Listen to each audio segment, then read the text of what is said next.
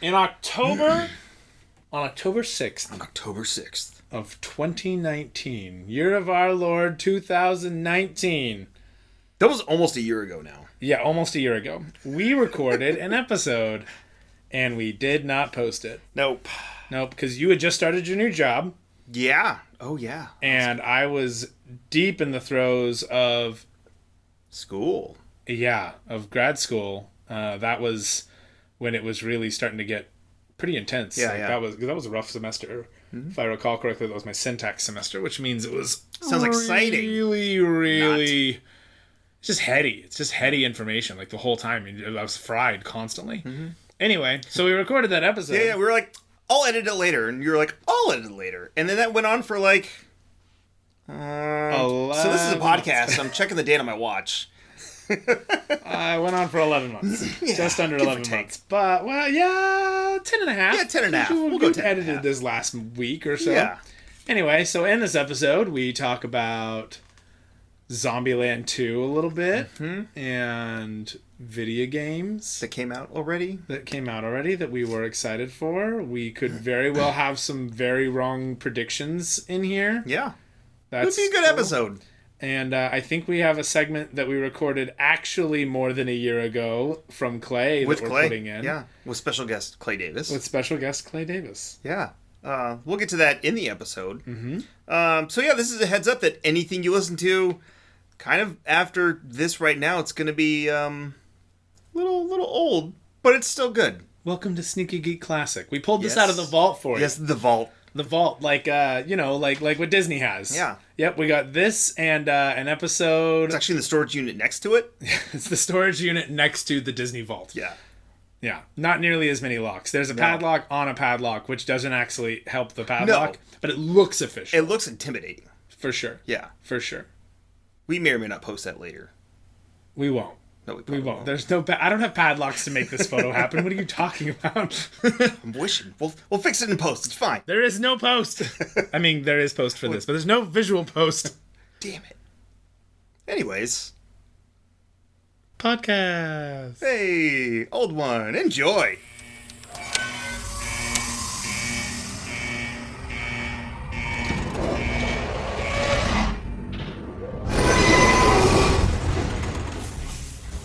Hi, everybody. My name is Bryce Rankins, and you're listening to another thrilling and exciting episode, we hope, of Sneaky Geek.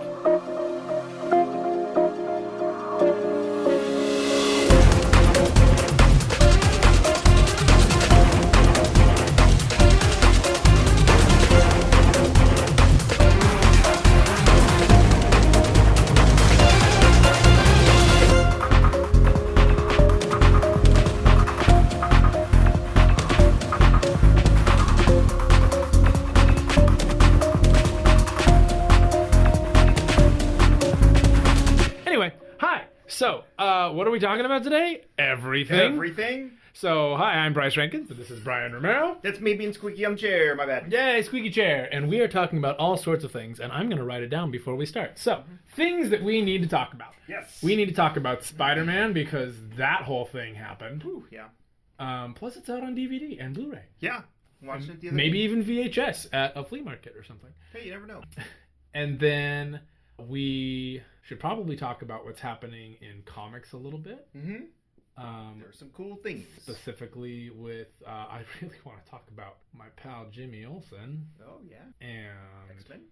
All the crazy stuff with X-Men. And Carnage. And all the stuff with Carnage. And then... DC's Year of the Villain. DC's got Year of the Villain right now. And then in Star Wars news, we got Triple Force Friday was Triple Force Friday! Weekend. Is there anything else happening in geek stuff right now? Lord of the Rings show? Oh, and then yeah, a little bit on Lord of the Rings. So in an effort to try to post more, we're going to just talk about just about everything. So... Like, what's going on? What's going on? Well, one of the first things I want to talk about is last night's Game of Thrones concert. Yeah, we went and saw Game of Thrones live. It was awesome. It was so good. It was so good. I mean, I've never seen pyrotechnics at the Hollywood Bowl, but I was into it. Yeah, there was fire. There was dragons. There were dragons. There was mild cosplay. Yeah. No, there was quite a few people. There were cheese plates. There was sangria. Mm-hmm. because I'm extra as fuck. There's cookies because we went and got cookies beforehand. God, they were good. Salted chocolate chip cookies is where it's at. I gotta say, I was happy about the vibe of the show because I feel like there's a general like oofness about that entire. I definitely had it. I mean, and I know that we're probably worse than most because our group chat for Game of Thrones is still like getting occasional memes about how weird that last season was. And we never talked about Game of Thrones on the show. No, really. We kept meaning to, and then it just never really happened. And then we got excited about talking about it, and then the show happened, and then we didn't get excited about it. Yeah, that's fair. You know how that goes. Yeah. I don't know. I think there was a certain respect for Ramin Djawadi. Or Djawadi? Probably Djawadi. Anyway, I was super excited for him, and I feel like there was... he's the composer and he was the conductor on our and he played a bunch of instruments too, which was freaking badass. Dude, the first like song with an electric guitar, he was out just wailing on it, just shredding, while the violin player was also going around, and like they had to kind of weirdly cross for a moment. I kind of fell in love with her last night. Yeah, she was badass. She was badass, and she did vocals too every once in a while. Yeah, she did a lot more of the really high soprano stuff because it feels like now that I've watched it, I feel like the lot of the vocals are alto. Like they're very kind of lower end of women's voices. But when there were high ones, typically she was going out there. She started the night, the violin player though, she started the night like suspended like, in the 25 air feet in playing. the air. Fuck, that was cool. It was super cool. And yeah, I think the vibe of everybody there was kind of like we still love so much about this, and we're certainly not going to punish these fantastic musicians and this fantastic composer who did some really amazing work. Oh, it was so good. Like the music was one of my favorite parts of the show. Even in the last season, the music was great. Oh, yeah, which we saw in the second act. Yes, when we did. They basically did exclusively the last season of the show. The Sept of Baelor scene, and when all the green fire comes up, and then suddenly there's green fireworks exploding beyond the dome at the Hollywood Bowl. God, that was so good. Super cool. And I don't know. There's probably videos on YouTube. Go check it out. Oh, there's definitely videos on YouTube. And if there's not, there's videos on my Instagram. Yeah, I think it's on mine too. It's on my story. It's on my story. But I don't know. Game of Thrones, I do know. I don't like the end of Game of Thrones. And I liked a lot about it. I didn't have a problem with Daenerys going crazy. No, that made sense after you explained it. Because I was iffy on it at first, and then you explained it all. I'm like, okay, that makes sense. I'm okay with that. Well, for everybody at home, the quick explanation is Daenerys has been nice at the behest of her council this entire time. Yeah, even since the beginning, she was kind of crazy. She let her brother die, like, in front of her, just chilling. She's like, yeah, crown the dragon. Yeah. Deal. Like, from the very beginning, she's not necessarily the most merciful. But the difference is everybody she's killed up until that point is deserving in some way, or at least mildly deserving. The first person she like takes out who's not at all, I think, deserving is of that severe of one anyway, is Sam's brother. Yeah, the Tarleys. Dickon. Poor Dickon. Just dumb Dickens. Yeah, Dickon Tarley, which is my ice cream shop's name. Come on down to Dickon Tarley's. No, that's probably not a good name for an ice cream shop. Anyway, we'll work on that later. Yeah, we'll workshop and bring it back. But yeah, killing Dickon was the. George, why? Why did you do this? But it was cool hearing Ramin talk about George R. R. Martin, where he's like, I write these beautiful themes for people, and then George would just kill them off. And there was a lot of them. And at the end of the show, they went through everybody who died in the show. Yeah. Starting with like the butcher's boy and ending with Daenerys actually. Spoilers. Did they end with? She was the last one. She was the last one to die. Yeah. Everybody was cheering for different people and booing different people. There was a lot of booing and hissing, which I thought was kind of fun. Yeah, because everybody cheered for Daenerys, and I was just like, boo. I wooed when Tommen jumped out the window. Yeah. Like, the audience is like silent and somber, and I'm like, woo! Clay hit me. He was like, Jesus Christ. Someone yelled out Freebird, which was hilarious. So there was a few points where they'd show scenes from the show, and then it would go black, and then the orchestra would kind of get going. Well, there was one scene that it showed the scene, went to black, and it stayed black for about a solid 15, 20 seconds. The Red Wedding? No, just before that. Oh. But, no, it was just like, where they were just switching through different pieces, and then someone just yells out, "Freeman!" and it was hilarious. I really wish they would have played The Bear and the Maiden Fair. I was so stoked to get down to The Bear and the Maiden Fair, but which one was that one? That's the song that they sing when. So it's like a folk song from the world. Yeah. And the crowd sings it when Brienne of Tarth is being forced to fight a bear. And then right at the very end of that episode, they chop off Jaime's hand. That's right. And it cuts immediately to a band singing the Bear and the Maiden. That's right. That's what that was. Yeah. And it almost feels like a joke ending because it's just It was, and that was back when I might have got my episodes through other means than HBO. And so that came on, the hand thing happened, and then the band started playing. I was just like, wait, did I download a weird copy? What?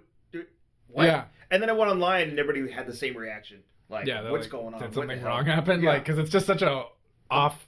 Yeah, and abrupt and out of nowhere. Yeah. Much like the sword that took out Jaime's hand. Wow. They should have put Jaime's hand in the credits. That would have been hilarious. That would have been funny. Yeah. Just in the middle. Jaime's left hand. Or Jaime's right hand.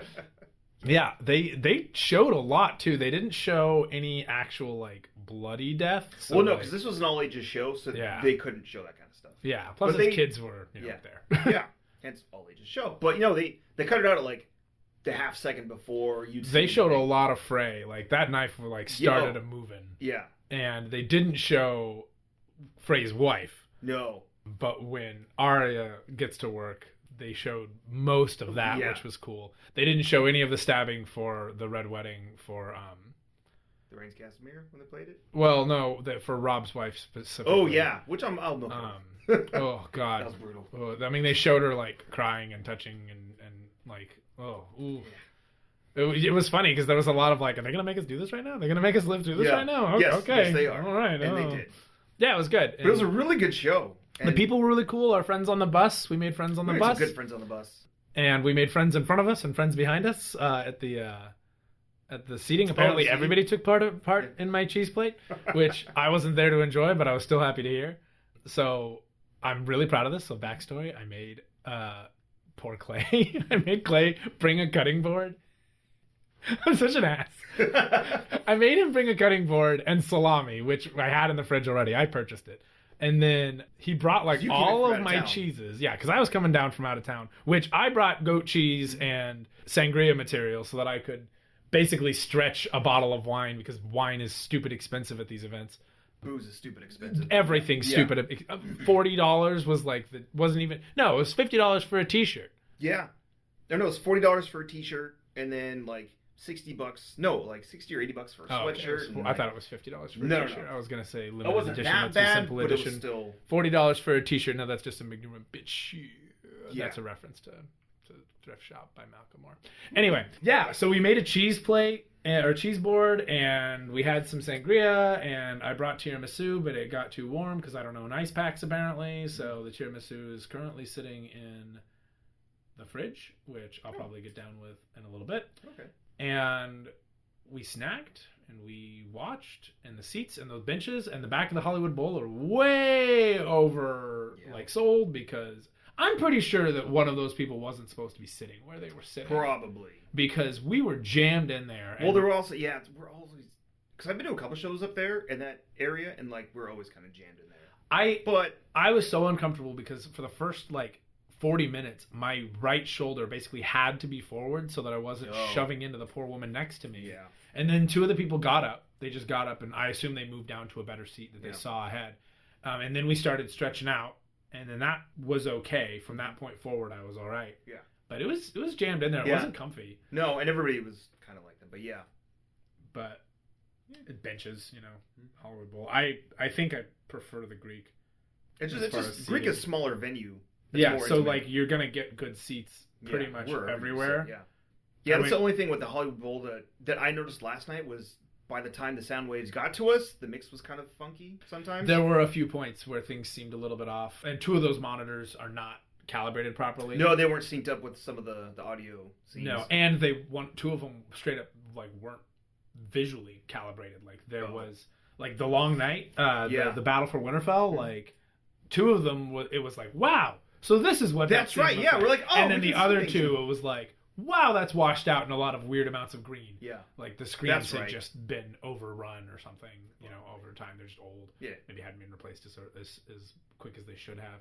Good. But otherwise, the only other thing I want to talk about is that as soon as they finished the Battle for Winterfell, people just started leaving. Yeah. And I've seen people leave a concert early, like, oh, we know that they're getting to the end of the set, so let's just leave before the traffic starts. Yeah. No, like, it was a bunch of mass people. exodus. And it got more and more and more. And, like, the Battle of Winterfell was maybe halfway through the second act. So that's a real quick lead. People missed a big chunk of the last. Good, like, half hour to 40 minutes of concert. Yeah. And it did really, like, I think it was kind of that was the vibe of the whole place. Like, these people are leaving because they don't have any desire to watch the rest of this. No. Because they know what they're in for. Yeah. Because it was all the very tail end of the series. Yeah. And it was cool because the Siege of Winterfell, that music was freaking great. Yeah, it was. And the scene right after when she's like, now I'm the queen or whatever, was also really beautiful. But they like jumped straight into him stabbing her. Like I like looked down and then looked up and I'm like, oh, we're there. It happened. Oh, okay. So no McQueen conversation. McQueen, who's Jon Snow's favorite Pixar character. Oh, McQueen. Oof, that sucks.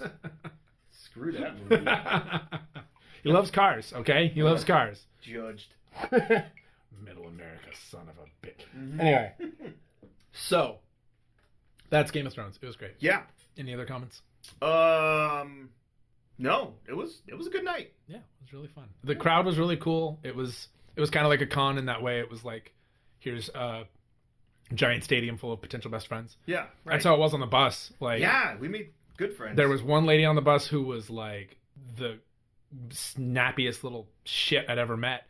Well, it was before we got on the bus. She stomped past us, and the whole bus kind of bonded very quickly over like, hey, remember this stupid lady? Yeah. I was being nice. Yeah. Sort of. Clearly not. She wasn't. Screw her. No. But then we made friends with like two lawyers, and then it was just the five of us chatting with, you, myself, Destiny, Clay, and Victoria. And then the two lawyers started joining in. Yeah. And then the little old lady sitting next to us started joining in, and then her friend spoke up once or twice, and then the dude behind us, and then suddenly like the whole bus is like, we're all best friends, going to Game of Thrones, and then we got there and we're like, see you in the mob, and then we left, and then boy, the Hollywood Bowl that is a place that needs some cue lines. Yeah, definitely. It was Mob City. Like I couldn't even be mad that people were cutting because I was like, I don't even know if you know that there's a line, right? Because this is just a. And I almost started jumping in with them, but then Destiny had our tickets. And so I couldn't really split it. But, So, Spider-Man's back. Spider-Man's back home. Which, did he really leave? Or was this one of those, like, I'm leaving, but he didn't even get out the door because he just, Word on the street says that Tom Holland personally reached out to Bob Iger and whoever the head of Sony is. Yeah. Which, I mean, if you're willing to go into the Dragon's Den, Bob Iger's place, and talk to Bob Iger and, like, be, rally a little bit for your cause. I really appreciate that because Andrew Garfield was not offered that opportunity. I think it hit him kind of. I would be surprised if he found out via Twitter. Probably. But that whole thing, there's so much to talk about with that whole thing, and I think we should just. That whole scenario seemed way too insidery. Yeah. I mean, don't get me wrong. I get it. Whistleblowers are hot right now, but. There is political humor for you. That's all you get, though. That's all you get. But I get that, like, whistleblowing and kind of leaking this sort of information is a big deal. But it felt, first of all, like it was supposed to benefit one company or the other. Yeah. Because on the one hand, from a public perspective, Disney is forced to look at the fact that by not negotiating properly and by trying to get more, they're risking their cash cow. Yeah. But it seemed like it benefited Disney way more than it hurt Disney because it really showed Sony, we're not behind you. Yeah. You've made one good Spider-Man movie by yourself in the last 10 years. And that was Into the Spider-Verse. And that was so good. Yeah. And it was animated and you had, which obviously automatically gives you like a lot more leeway of what you can do and what you can get away with. Mm-hmm. And it was the two guys from Clone High and Lego Movie, so you're right now you're doing fantastic. Yeah. And then everything else you put out has been Venom, which people are like, oh, from the director of Venom and Deadpool. I'm like, why are you advertising this? Like, this doesn't make me want to go see this more. Yeah. What movie is that's coming? Zombieland 2, which I'm going to see either way. I'm super excited for Zombieland 2, but like, don't try to sell me by showing me Tom Hardy's greatest mistake. No. Yeah. And so Venom was terrible. Amazing Spider-Man. We'll put that episode out eventually, maybe? We can always say that. Once we watch it, I'm willing to talk about Venom again, but I have to watch it again. A second time, yeah. I mean, I will watch it again. I don't know that I have to watch it again. But Amazing Spider-Man 2, decent movie, ends the same way that Spider-Man 3 did, which was crap, which is let's fly Harry Osborn in on a glider for no apparent reason. With his stupid makeup. And then before that, you have Amazing Spider-Man, which, honestly, I love Amazing Spider-Man. I dug it. But I do see how, like, hey, let's try to modernize by making him not a loser. And the thing is Peter Parker. What? The thing is we've seen that being a nerd, you can still be made fun of. He's a geek made fun of, except now he's being made fun of by Flash, who is on the academic decathlon team. Yeah. So they just were like, okay, we're just not going to make Flash stupid. We're just going to make Flash smart and still an asshole. Yeah. And that works because that is like, that's how it works. Yeah. You know? Oh, yeah. And so the idea that, like, well, he's in the modern age and therefore he's not being bullied as much for being smart, while I appreciate the sentiment, the fact that he's the underdog and the fact that he's kind of treated like crap at school by a lot of people and kind of just not looked at is what lends to Peter Parker being Peter Parker. It's why he gets it's why he gets too big for his britches before he goes off and, lets the guy go to kill Ben. Yeah. True. But so point being, Sony can't do a Spider-Man movie without Kevin Feige's help, clearly. And the thing is I don't think, even if the movie had been the same exact film, if they had someone other than Tony Stark. Far From Home? Yeah. No, Homecoming. Oh, okay. If they had done someone other than Tony Stark, giving him all those pep talks and helping him out. Oh, it wouldn't have worked. I don't think it would have. I think RDJ really kind of gave us it's cool, guys, he's with me, in a way that audiences sort of needed. Yeah. And he ended up being the Uncle Ben character, so we didn't have to see Uncle Ben die again. Yeah, but Uncle Ben clearly did. Yeah, but we didn't get to see it, which is we okay. Didn't have to fine. See it. No. And yet they still killed new Uncle Ben. Yeah. But not at Spidey's hand. It wasn't Spidey's fault, right? Which I appreciated. It's just. Yes, that whole thing was weird. The whole, like, there's just so much that Disney has helped make that film good. Is my point that I'm making with all of this excess crap. Is that if you look at all of this, every single thing that has made this film good came from Marvel. Yeah. Marvel had a hand in. Mm-hmm. And if you look at everything where they're not involved, like look at Venom again, that didn't hit. It missed. I mean, weirdly made a shit ton of money, but that's a whole different thing. Yeah, well, I mean, multiple markets and stuff too. Yeah, I think it did fairly well internationally, right? It did too, yeah. I'm not fact checking that. No, but now they're back together. They came back to a deal, and I mean, let's see. Disney wanted 50%. Mm-hmm. They wanted to contribute 50% of funds. They wanted Into the Spider-Verse and did they? Toys. They wanted access I know they wanted the merch. They wanted the whole thing. And merch, I think they had 5% of contribution and then profits from film and then merch specifically for Tom Holland Spider-Man. I think that's what they had. That sounds about right. Fact check.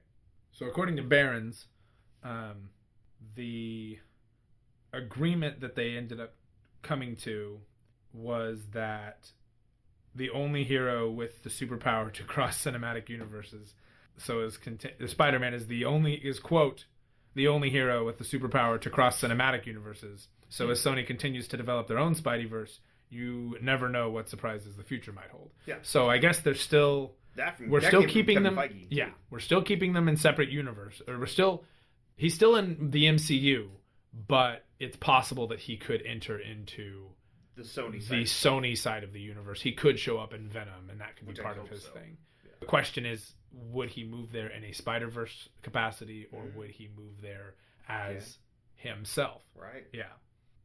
That doesn't answer my question either. This is very frustrating what their actual agreement was. It took me a while to figure it out and find it. Okay. So Disney asked for 50% and they wanted like 50% of everything and to contribute 50%, which is not entirely an unfair deal considering, again, I really don't feel like Sony's versions of Spider-Man by and large are proving to be something that they should handle on their own. Avi Arad needs to back the F off. But Sony will now allow Disney to take 25% of the film profits instead of the 5%. And, of course, they will have to give 25% as a result. Yeah. They had balked, obviously, at the 50-50 split. That wasn't something they were going to do. But, I mean, you go to a negotiation table. You aim high. Yeah. It's not like they came in saying, like, we want 90% of all your Marvel Spider-Man stuff. Yeah. They came in deal's off. Yeah. And everybody freaked out. And the internet was like, it's official. Spidey out of the MCU. And it's like, it's not really official. There's been no official statement. No, this is all just crazy rumors that have been very weirdly tracked, followed, and like, quote unquote, verified by sources who don't source anyone. Yeah. Like, it's such sensationalist news. And honestly, that's such a problem in most news sources when it comes to geek media. Yeah. No one's backing anything up. It's all rumors. It's all he said, she said. Yeah, it's all like, oh, it's our trusted source. Like, yeah, but I mean, that's not how things work. Yeah, it's nuts. No one, it appears, is rooting for Sony to retain sole control of the character so that they could ask Holland to say pilot Spider-Man's 60-meter tall giant robot Leopardon, or his machine gun and missile-equipped flying car, the Spider Machine GP7. Thanks, Slate. Shout out to Slate for that lovely tidbit. Yeah, I don't know. There were a ton of rumors surrounding it, and then wouldn't you know it, it was fine. And it's like all you really did was shake up the news for a hot second, so you had something to talk about, but nothing was really going on other than that. Yeah. But to tell you where things are going on, especially when it comes to Spider-Man comics, Carnage right now is nuts. Crazy cool event. I mean, we've been building on this for like 2 years. That's been about well, yeah. I mean, if you really look back all the way to to Carnage USA, like it goes that, but pretty far. But yeah, I mean, basically, Carnage is on a rampage, big shock. Mm-hmm. But he's trying to awaken this symbiote god. Yeah, who's away in the planet, but he also has control over the symbiote god's dragon. Yeah, which is cool. So he's trying to get everybody. So basically, anybody who's ever worn the Venom suit or some sort of symbiote. Anybody who's ever had a symbiote on Earth of that was related wherever. to Carnage or Venom, which is basically they somehow got imprinted with a small what they call codex of DNA that's somewhere in their spine because. Weird, but okay, comics. It's cool. It like attaches itself to their spine, and this can be anybody. This could be like a Spider-Man who actually got a hold of this thing and actually wore it for a little while. Yep. Or it could be this Captain America, anybody who was infected during any of like the giant Venomy events, as well as like random people who like. Well, there's one issue where he's like a doctor or something. I think it was a judge. Oh. And he was just this guy who he had recently been divorced, and he went to New York to go see it because his wife was kind of paranoid, and so he was like, I can finally go, visit this big city. Yeah. And the suit, in an attempt to get back to Peter, used him to go about 4 blocks. Yeah. And that's all it was. And lo and behold, Carnage came for him and ripped out his spine, and he's ripping out everybody's spine. Like, that's just how he gets it. Freaking brutal. It's so awesome. Brutal. And it's finally like the violent Carnage we wanted since the 92, 93 Maximum Carnage book. Because like Maximum Carnage is known for its brutality. Like that book is really, really brutal, even for a 90s comic. Yeah. Like, I'm like, whoa, this is supposed to be the most benign like stuff I could read as far as Carnage is concerned, and yet it's like it's happening. Yeah. But Carnage had his own series a few years back, and they were really going for the he's psychotic thing, but they weren't going for the he's also a mass murderer thing. Yeah. And that really left me kind of wanting. but with Carnage USA, which was actually pretty brutal. And got a little bit of both. And the Carnage book that I read recently, which was the prelude to Carnage USA. Oh, it's just Carnage. Yeah. Oh, yeah. Just Carnage. Yeah. Where he comes little back. Miniseries, 5-issue miniseries. Yeah. Stuff like that really. I mean, because Carnage was dead for 6 years or so. Yeah. The Sentry got out, ripped him in space. half in space, and then left him. Yeah. And we didn't see him again until after the Sentry was basically no longer a story. Yeah. Which also was a very, very long time in the making. But then in the last year, Eddie Brock got his suit back and went on a little adventure with Venom and met basically the Lord God thing of the symbiotes. Yeah, or no, he knew about him because he's still on the symbiote planet. But the dragon was on Earth. Right, but that thing that is fighting Silver Surfer right now. Oh, yeah, Null. Null, who's he's the god. Yeah, he's this god, and Venom briefly encounters, deals with him or whatever, and there's some there was a little bit of a hint that evil Reed Richards, the maker, had an idea of how to handle this Codex situation. Yeah.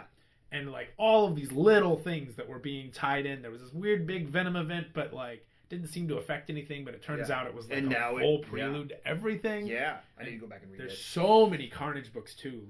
But they're all really good. And that's the important part, because Marvel's, they didn't do a whole lot of events the last couple of years because everybody kind of got event fatigue. Yeah. And then they just did War of the Realms, and for the most part, those tie-ins are pretty good. But again, there's a lot of tie-ins, and there's a lot of things that are...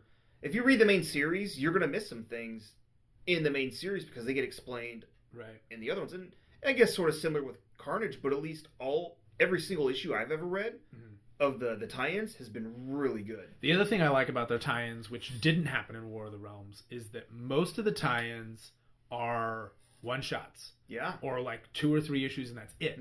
Whereas... And more importantly, they're written by the person who's currently writing the books. Right. And which helps keep everything in character and storyline and timeline. Yeah, and you're not getting weird why is this happening? I thought this guy was dead, or why is this dude in 6 books? Which is fine. I don't mind somebody being on multiple teams, but dude, it takes a couple hours to travel across the country.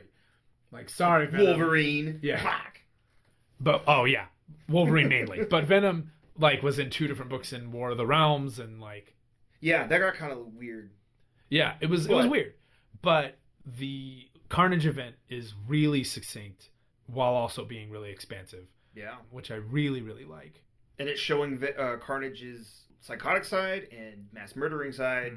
And it feels like people are really unsafe. Characters are a little unsafe in a way that I really appreciate because, it's they're going to be fine, but at the same time, you don't know what's going to happen to them in the meantime. Yeah, and I mean, Spidey's still shaken up from Maximum Carnage in that Carnage book when he comes back after the Sentry rips him. Yeah.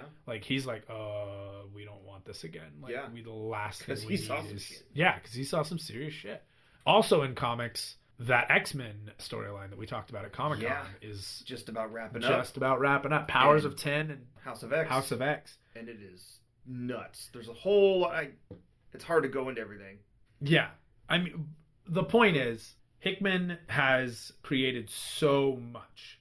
As he does. He's one of the best comic book writers in the business right now. It's a little overwhelming, and I've heard this from a lot of people where they're like, I tried picking up House of X, I can't do it. It's just too much. Yeah. I'm reading too many books right now, and it's hard for me to do it. It is. now. But if you read them all in one sitting kind of thing, it makes everything a lot better. I wagered. That's why I held off on picking it up, because I was like, I'm glad I have number 1, but there's a lot. Yeah, there's it's a lot pretty in between, where there should be an ad. Instead, it's a paper explaining some other history of something that's happened. Which is really cool because everything a nice backstory and future story and it's nuts. A lot of timelines, but a big resetting of the Marvel's mutant side of things. Yeah, and they've started finally opening up the other stories. I want to say Excalibur's starting up. Yeah. So we got a bunch of books that are starting back up. New Mutants started back up. New Mutants started back up with our OG 80s team. Yeah. They start next month or later this month when the last issue's out. Next week. New Mutants, the one that just came out. New Mutants War Children. Oh no, that's a one shot that's set way back in the day. Yeah, but that's not current. It's new though. it's a no. I mean, yeah, but like it was written new. Chris Claremont yeah. and Bill Sienkiewicz like haven't worked together in ages. I don't know about that. They haven't written New Mutants in ages, and like this because a lot of people assumed that this book was old. Oh. When they saw it, they were like, "Oh, is this another True Believers? Like, are we doing a reprint sort of thing?" And so I looked it up when we were doing the video stuff for Glynis, and I was like, "No, Glynis, this is new." Yeah. Like, people are like talking on the internet about how like, holy shit, Claremont and Sienkiewicz got the band back together. Yeah. And it was really good because it's it's got everybody you want. It's got the OG crew. It's got the OG crew. And Kitty Pryde's in there. And we thought for sure with the whole like 80 years of Marvel on the side, it had to have been, and it wasn't. It was just it's just a cool one shot they did. Yeah. And Claremont comes back from time to time to write cool X-Men stories still. Yeah, it was great. And then not a lot's happening over in DC land. I'm loving Jimmy Olsen, Superman's pal Jimmy Olsen with Matt Fraction, who hasn't written a superhero book since a couple years. Hawkeye, and before that. It was like 2 years of just Hawkeye. He wasn't doing any other teams. He left. Gosh, who was he on? I think he was on an Avengers team. But either way, like he left and like he's been gone for been years. doing his indie stuff. Yeah, specifically, living in indie land, and he came back, and of course he's not really on a superhero team per se, but he definitely kind of makes fun of superheroes in a lot of way in this Jimmy Olsen book. Which is kind of what he did with the Hawkeye book, which was fantastic. It's part of their maxi series. Lois Lane has her own issue as well, and that's really good. And then they have another one called DC Young Animals, and they've got that like collection of books, and that's like Collapser, I think, is a Young Animals book.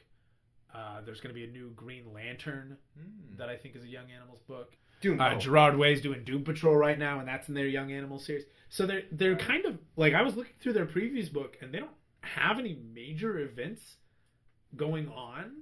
Besides Year the Villain? Besides Year of the Villain, which is like barely an event. I didn't realize it was a thing up until a couple weeks ago, and it's been going on for the last couple months.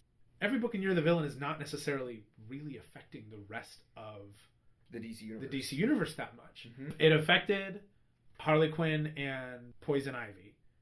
And Poison Ivy during Justice League Dark, I think, basically died and had to come back, but she came back as more of a plant than before. But she was like really weak and wasn't able to fully be herself. Mm-hmm. And then Lex Luthor sent a little bit of magic fertilizer basically over to her, and he's like, "Here, throw this this fertilizer in your soil or whatever, and you'll be fine." Yeah. And she came back and she was like stronger than ever. But then there's like some sort of weird tie-in with the trees and the council and all that. But Lex Luthor has been showing up periodically in Year of the Villain books and other books, because there's giving gifts to villains. So there's actually quite a few one shots, and there's quite a few like tie-in issues where things are affecting. But it's basically like Lex ends up becoming, or he fakes his death after seeing a whole bunch of things going on that happened after Dark Knights, and then he ends up becoming a like human Martian hybrid. Yeah, and he called himself Apex Lex. Apex Lex. Yeah. And he's got like, he's gray and his eyes are all messed up, and he looks like he's a Martian, except that he's got like spikes and stuff on his arms too, which he's cool looking. He looks cool. Yeah. But there's like 6 main little mini arcs in this whole Year of the Villain thing they have going on. I really need to like look into it more. It's what I've read, the little bits and pieces that I've read, the tie-ins have been really great. That's what I've been hearing. And Lex is kind of in this like higher state of being, and so he is treating everyone like, hey, you need to go beyond your ego, there's a lot more to this whole thing. And like, you can tell he's still got something up his sleeve, but like what we don't necessarily know, right? And they said that this is all building up for an event that's going to go on next year, kind of a weird sort of sequel to the Dark Knights Metal. And the Dark Knight's Metal is still permeating throughout a lot of titles right now. But it still feels very self-contained. We're still kind of dealing with like alternate universe kind of stuff. when that event came out, it jumped ahead 6 months in the timeline, and so everything kind of led up to it afterwards, and then now we're seeing the after effects. The aftermath of it. So it's kind of cool. It sounds like DC has a really cool plan with what they're going with for the comics. They're going with slow burn, which I appreciate, because I looked through the whole preview book and I was like, none of these are really screaming like, check out this event we're doing. Whereas Marvel's book is full of, we're doing this event, too this many event, things, this event, basically. this event, and like starting events. And a lot of what I was seeing, like I wasn't seeing hardly any new number ones, which is nice, which is really nice. But I was seeing a lot of issue 2. So most of what they've started, as far as event wise, they're already kind of working on. Yeah, and they feel kind of self-contained. You know, we got Justice League Dark. We went through a whole storyline with that. We've got the Maxi series, the Young Animal series, this Year of the Villain thing happening, but all of them are very self-contained in their own universe. A lot of one-shots. It seems like it's pretty solid, and I'm finding it easier for me to jump into their books right now than jumping into any new books in Marvel without worrying about all of its subsequent tie-ins and stuff, which is why I ended up getting Lois Lane and Jimmy Olsen and Batman Beyond, because I knew that I wasn't going to have to worry about knowing exactly what was going on. I just waited for the event to like come to a close, read the last issue, and signed up for the next one, you know, and that to me is going to sell more comics. I feel like that's a much better approach. And well, especially after like Marvel's big 80-year anniversary thing, like it's 80 years of backstory to go through with a lot of their books, and they keep restarting with number ones. It's like, that's why they've started putting legacy numbers on all their titles, because which they I do appreciate. Too much. I appreciate, but you shouldn't have to do that, because you should just keep your numbers going up. You know, it's so funny because in the Golden Age, it was like, you know, you gotta come out, you gotta put this new character in an issue that isn't a number 1. Yeah. You know, because number 1s don't sell. And now it's like number 1's selling all the time. Yeah. You know, it's a brand new number 1, and everyone thinks, oh, I gotta collect it, because now it's important. But there's so many ones that it's like having a number 1 doesn't mean jack unless that character's of some importance. You know, which really wish I picked up that number 1 Miss Marvel when I saw it, but that's comics. Yeah, it's kind of the basic stuff in the comics. Star Wars Land. And not the kind you walk into at Disneyland. No. Like going into the Star Wars. Last week was Triple Force Friday. Triple Force Friday. So basically, they released a lot of the merch for the Mandalorian TV show. Wait, Ryan, what's Triple Force Friday? I don't know. What is it? I'm trying to explain it. What? No, you didn't explain it. You said they released a bunch of merch. What do they do every year? What is Force Friday? Like, people don't know that. Well, it would have been tied into if you didn't interrupt me. Well, sorry. Done! It's bullshit! No. So, the last couple years, even when Force Awakens came out, they did Force Friday, which is basically like, hey, here's all of our new merch for our upcoming movie. And so they did that with Episode 7 and Episode 8, Last Jedi. And then this year, they also did it for 3 things, because there's 3 big things coming out, hence Triple Force Friday.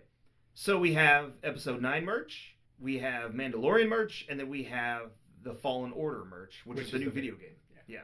Yeah, so we got a lot of cool stuff. There's some new Lego sets from Episode 9 and Mandalorian that reveal new characters. Right. Which we still don't know anything about, but hey, we know these people are... Yeah, we had 2 new characters in the Millennium Falcon. Yeah. Which no one was allowed to say a word about. Yeah.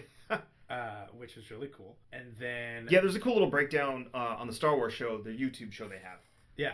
And every time the host would try to ask the cast, because they had the cast on there, looking at all their toys, which was really cool. It was really cool. Really, really cool to see some of the new people who had never done this before. Because, Daisy Ridley looks at it and she's like, oh, yeah, they got my hair right this time. Yeah. Like, you know, and she's gotten enough time. She's done this enough times to feel a little picky. Yeah. Whereas, like, the guy who was the mocap and voice actor for Cal, got to see the video game character Cal from the Fallen Order.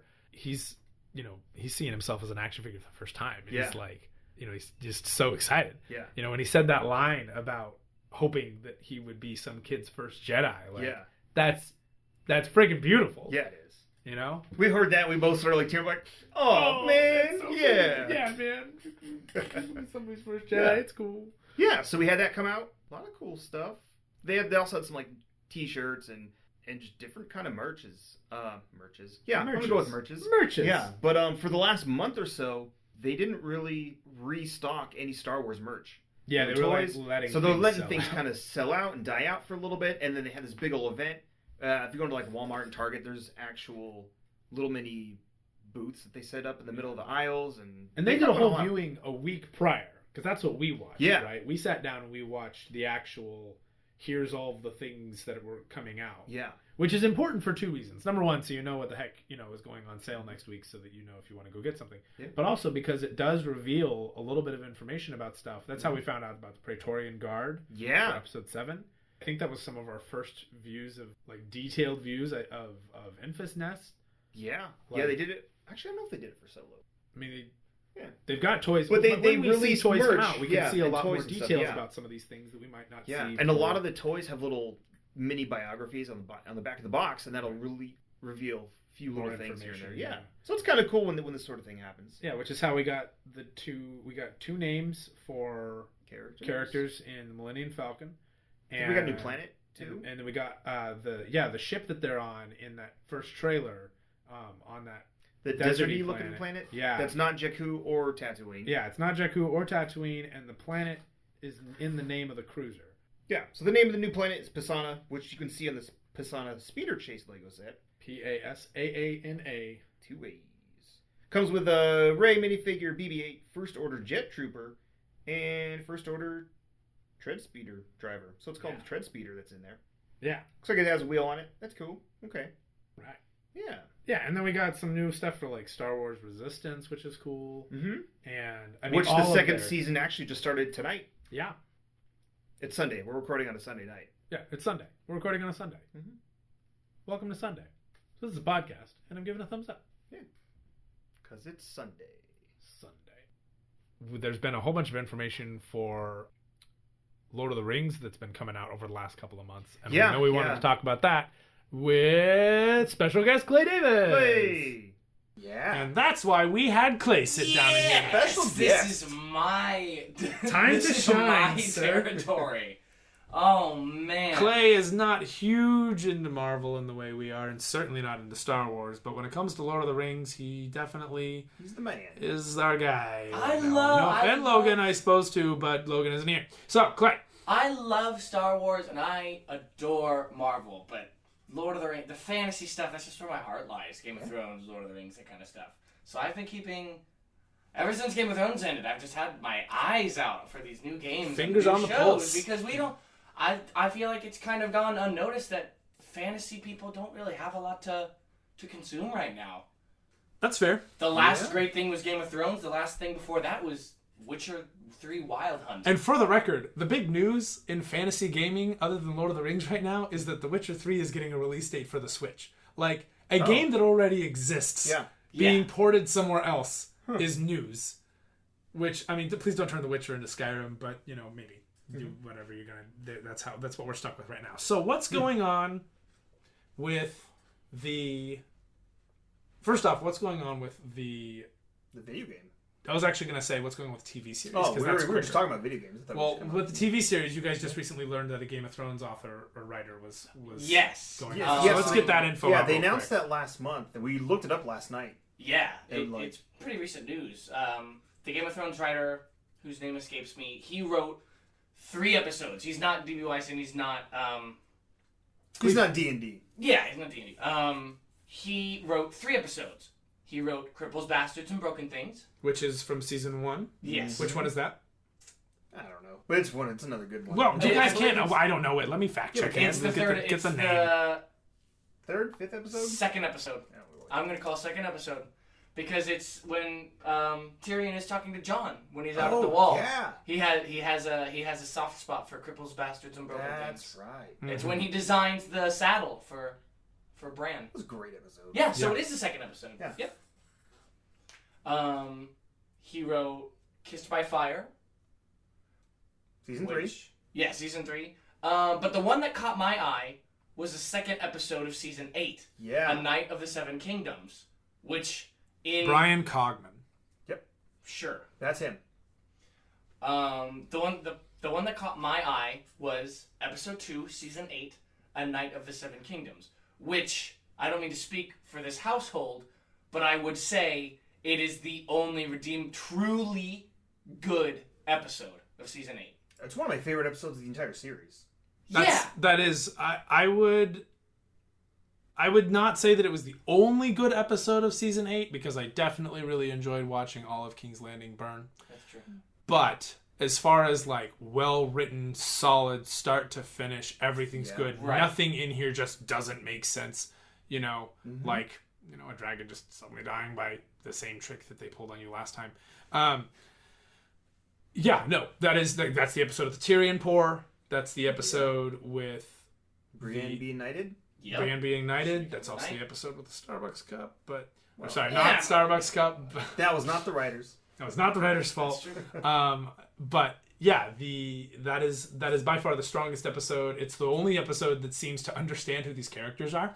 Exactly. Yep. Game of Thrones. It starts out I feel that I started the show out very interested to see who wins the throne, like how all of these countries and clans will interlock in this battle to win the throne. But towards the end, it doesn't stop being about that, but it starts to very heavily also be about how these characters relate to each other. Like, you grow hating but cheering for the Hound, and you grow to love Brienne more and more, and suddenly these two characters that you never thought would meet are fighting, and you feel this new sensation that I don't think I've ever felt before, where two characters I love are fighting to the death, and I don't know who I want to win.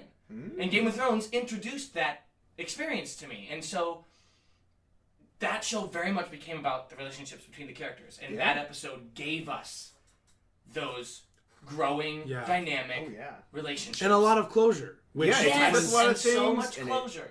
And the thing is, it gave us closure while still opening up new threads, and then all those threads were crapped on. Yeah. But this guy, Brian Cogman, is responsible for some of the best character work in the show. Yes. And absolutely. he's going to be writing on the Lord of the Rings Amazon series. Which is a prequel series? Yes, it's going to take place 3,341 years ago. From the end or from the beginning of the That's Fellowship? what I was just realizing. I'm not sure from what point. I believe it's from the destruction of the ring. Okay. 3,341 years before the destruction of the ring. So is that prior to Smeagol and Deagle? Oh, that's... Smeagol exists, I believe. He Was exists he that old? because they asked Andy Serkis if he was going to come back to the series, and he said no. Well, they were asking all but the not Lord of the Rings because actors. Smeagol isn't necessarily there, but because the ring gave him unnaturally long life. Sure. I don't know that it's ever. Well, when was the battle? This was before the ring was forged, so... No, it was before the last alliance of men Oh, and that's elves. right, that's right. Before So the this big is- fight with Sauron. This is Sauron taking over Isildur. after the... Isildur is alive. Wow, During this time. okay. Yeah, this is the Age of Numenor. Aragorn is not alive, but his ancestors. This is the Age of Numenor when men arrive in Middle-earth. Okay. And elves are like, what is this? What are these short people with weird What are ears? these? Yeah, and basically it takes the last alliance to bring these two races together, because prior to that, and it's similar to Fellowship, it takes this overwhelming enemy to bring unlikely allies together. All right. So yeah, it takes place in Age of Numenor. Aragorn is not alive. The hobbits are not alive. Very few people are alive. If Legolas is alive, he would look 13 maybe. He's very young. The only people we know for sure are alive right now are some of the Maiar. Galadriel would be alive. Yes, Galadriel would be Because alive. so the ring has been forged. Yes. And the 5 to the elves and the 9 to the whatever, all that stuff has happened. I believe so, yeah. Theoretically. All of the stuff that Galadriel told us about in the intro to Fellowship is basically getting a series. Essentially, yes. That's cool. Yeah. I'm into that. Yeah, and I saw on, and I don't know if this is necessarily noteworthy, but Lord of the Rings Amazon series already has a Twitter account, and they made 3 separate posts a couple days separately. And the first one said 9 rings went to the realms of men, and it showed a map of Middle-earth with no location names on it, just the ranges and the trees and the forests. And then they posted a second one, and they said 7 went to the dwarves, and it showed a couple locations and a couple spots on the map. Their names showed up, and then they made one more, and it said, and 3 went to the realm of elves, and it showed the rest of the relevant locations. Is Elrond alive at that time as well? Yes, Yeah, Elrond is alive. Elrond, Galadriel is Galadriel. alive. Gandalf is alive. Who's the third elf? Glorfindel. Okay. I don't know if he's alive during this time. Okay. I assume and then Gandalf is alive, and therefore Sauron is also alive. Yes. Sauron is also alive. And Sauron is alive. Yeah, right. Because they are technically angels that take on a physical form later on. The wizards are? The Maiar. The Maiar. The Maiar are. Yeah. It's already... Is Treebeard alive? Ooh, I don't actually... Because they are very, very old. We may get to see the Entwives. Oh, yeah. The missing Entwives, The missing Entwives. Where have they been? That would be amazing. You know who else is probably alive then? Tom Bombadil. Yeah. Oh, man. He's probably... Tom Bombadil is the most boring part of that stinking book. I mean, he better be alive. He's basically God. He's not God. He's just this indifferent creature that has a major impact on the third story, but doesn't actually show up in the films. Yeah, it's already lined up to be the most expensive television production in history. Cool. They already booked it for like 5 seasons right off the bat, right? Yeah, At least? yeah. Amazon said they're making 5 seasons minimum, as is their deal with the Tolkien estate. Cool. Yes. And also Ian cool, they're working. It sounds like they're working with the Tolkien estate too. Yeah. Ian McKellen was on Graham Norton recently, and Graham Norton interviewed him saying, "How does it feel knowing that someone else may play Gandalf?" And he said, "Someone else is playing Gandalf? I haven't said yes because I haven't been asked. Gandalf is 7,000 years old. I'm not too old to play Gandalf." So essentially, all they have to do is ask him, and he's like, "Yeah, I'll put that on again." Yeah. Which is funny, and it's also potentially good news. But a lot of other people have said no to reprising their roles. Orlando Bloom, if he's back, he was the one that said they'd probably find some teenager. Andy Serkis said he wouldn't reprise his role again for similar reasons. Andy Serkis has way too many things to handle right now. Andy Serkis has a lot going on. He's a machine. Oh, yeah. Like, he really... I don't think people realize that while movies like Mowgli and things like that haven't necessarily done super well, Andy Serkis has his own studio doing mocap stuff right now. And apparently he's on board to direct the next Venom movie. Yeah. Ooh, I'd be into that. Which could help a lot. Yeah. Anyway, so yeah, Andy Serkis also has a really great video game if you ever get a chance on the PS3. It's called Enslaved. Oh. And it was done like basically entirely by his mocap studio. It was one of the first things that they did. Yeah. I had no idea. That's Odyssey of the West, I think it was called. It's kind of like a weird robot-y monster thing in the same way that Horizon Zero Dawn was kind of like. Yeah. Except it's a very climb around parkour kind of thing. Okay. It was interesting. Yeah. It was weird. I never finished it. But I liked it. Speaking of video games. Yes, and speaking of Lord of the Rings and Andy Serkis, what's going on? Daedalic Entertainment has signed on a lease with I'm not sure what the business expression is, but they've essentially taken on a large chunk of a Middle-earth franchise as well. And they're starting their Middle-earth video game franchise with a Gollum game. A Gollum game that is set to come out in 2021. That's a ways away. It is a ways away, but that's far enough away that I wouldn't be surprised if it was on a different generation of consoles. That's right. The article said Daedalic or Daedalic, whatever pronunciation you prefer, they said their game would be out on whatever relevant console is around. And the article speculated, so probably Xbox One, PlayStation 4, and I said, no. It'll be Project Scarlet and PlayStation 5, or whatever. PlayStation Infinity. PlayStation Infinity, whatever's coming up next. They're going to build it with the Unreal Engine, and it's said stable, to follow. Sure. They should. It said it should follow the story of Gollum, starting where Fellowship of the Ring starts, and leading up until they find him following them in Moria. So, in the Mines of Moria. Much like the prequel being the story of what happened that Galadriel explained, this is what happened that Gandalf explained? Essentially, yeah. That he was captured and tortured and went through some serious shit and escaped Mordor. Didn't he escape Mordor? Yeah. Don't they drag him to Mordor? No, they don't. Well, yes, they drag him there, and then they let him go. That's right, because they were going to follow him. Yeah. Because he had like a weird connection with the ring. Yeah. And a body, And which then is more than Sauron has. That's actually, it's funny you bring that up because I was sitting here before the podcast and I thought, man, that is going to be a boring game just following Smeagol around before he gets involved with the Fellowship. And then I sat here and I said out loud, wait a minute. He gets captured by the orcs and taken to Mordor and tortured. Then he's released and followed by the orcs, and he leads them to the elves, where he then starts a fight between elves and orcs, which he then uses as a distraction to escape. Like, it is this crazy story. Oh. He was the one, because in the Fellowship of the Ring, he screams out Baggins, Shire. Yeah. Right? Yeah. So he, like, from the beginning of that film, Gollum is being tortured. Yeah, right away. So you probably are opening in Mordor, if anything. Likely, yeah. Or it's just before he gets captured. And it's pre getting his hands near the ring. So is he the second time Smeagol again? With the Smeagol, what influenced the Smeagol Gollum split? What do you mean?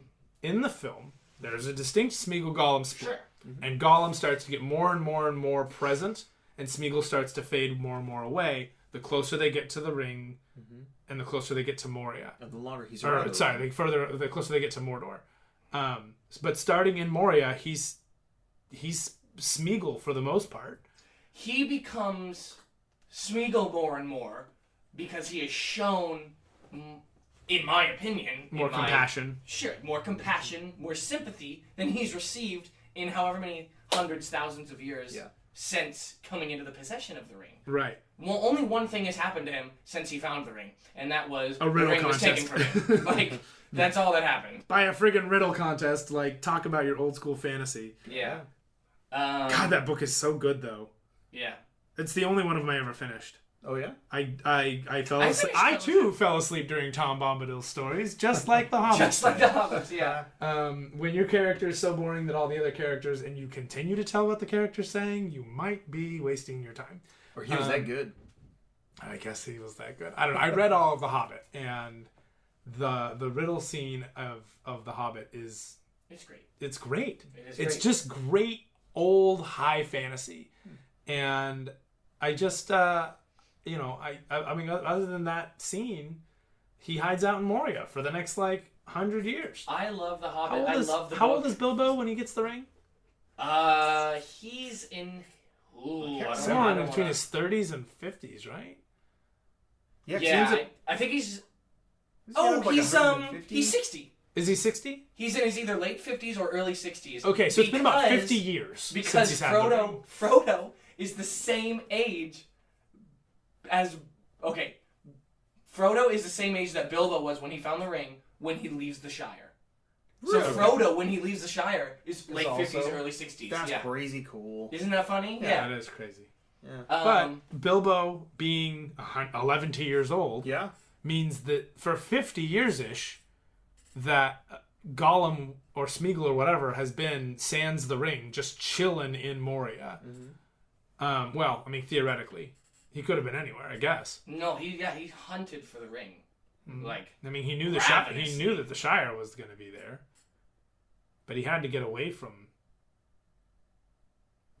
Moria, which is filled with goblins and shit. Yep, lots and lots.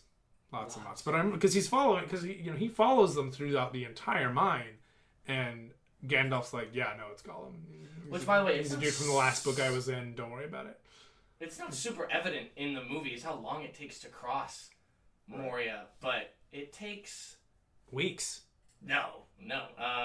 Doesn't it? I feel like they're in there for a long time. I think it takes 8 days. Okay, so almost weeks. Oh, over a week, yeah. Yeah. God, I really want to... And they run through the last section of it. Oh, yeah, they run for, the final 2 hours. It took not even 2 days. Oh, really?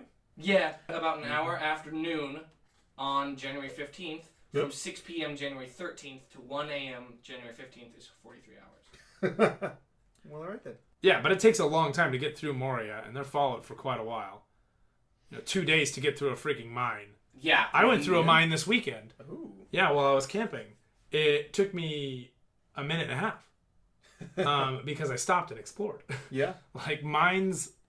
I mean, don't get me wrong. I wasn't going through a professional coal mine or anything like that. I was going through a mine claim in the Eastern Sierras, but mines are.